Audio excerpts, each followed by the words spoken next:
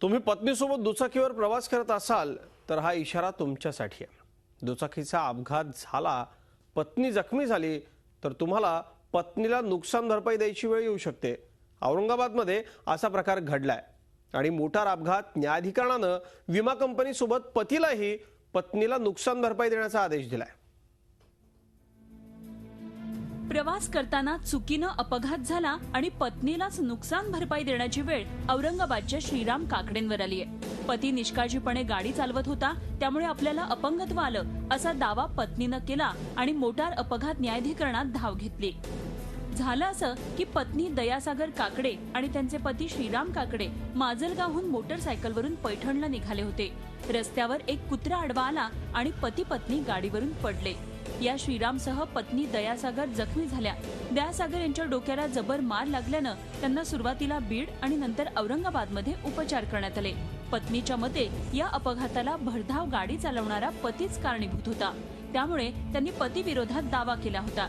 न्यायालयानेही याबाबत दयासागर यांच्या बाजूने निकाल देत पती आणि विमा कंपनीला थर्ड पार्टी विमा अंतर्गत 2,64,000 रुपये व्याजासह देण्याचे आदेश दिलेत। व्याजाने पैसा काढलेला लोकांचा ते देणार कुठून आपण? आपल्याच्याने काम धंदा होत नाही। आता हे काहीतरी काढलं पाहिजे यांच्याकडून। पैसे देणार नव्हते का तसे?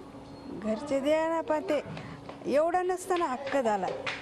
आता कसं हक्काने मागून घेतो आपण कोर्टात। तर 2,64,000 रुपये नुकसान भरपाई मोटार अपघात न्यायाधिकरणामध्ये अर्ज दाखल झाल्याच्या दिनांकापासून 9% व्याजासह श्रीराम काकडे म्हणजे दयाबाईचे पती यांनी व बजाज अलायन्स इन्शुरन्स कंपनी विमा कंपनी जी आहे तर यांनी एकत्रित व संयुक्तरित्या द्यावेत असे आदेश पारित केलेले आहेत।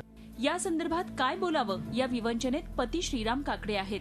न्यायालयाच्या आदेशानुसार नुकसान भरपाई देण्याची तयारी त्यांनी दर्शवली आहे। अपेक्षा तर नव्हती ती माझ्या विरोधात कोर्टात जाईल अशी, परंतु ती गेली आहे। आता तिला तो कायद्याने अधिकार आहे तिला जायचा, तर ती गेली आहे, तिला आपण आवडू शकत नाहीये। आपलं कर्तव्य आपण केलं, आता तिचे समजा आपल्या विरोधात गेले तर जो न्यायालयानं निर्णय देईल आणि दिलेला आहे तो आम्हाला मान्य आहे। महत्वाचं म्हणजे दयासागर आणि श्रीराम न्यायालयीन लढाई सुरू असताना एकाच घरात राहिले। पती आणि पत्नी यांच्यात त्यामुळे काही काळ वादही झाला, मात्र दयासागर नुकसान भरपाईच्या मुद्द्यावर ठाम राहिल्या। पतीकडून अपघात झाल्यानं नुकसान भरपाई वसूल करण्याची कदाचित ही पहिलीच वेळ असावी। विशाल करोळेसह bureau report Zee media Aurangabad. Zee 24 Taas रहा एक पाऊल पुढे।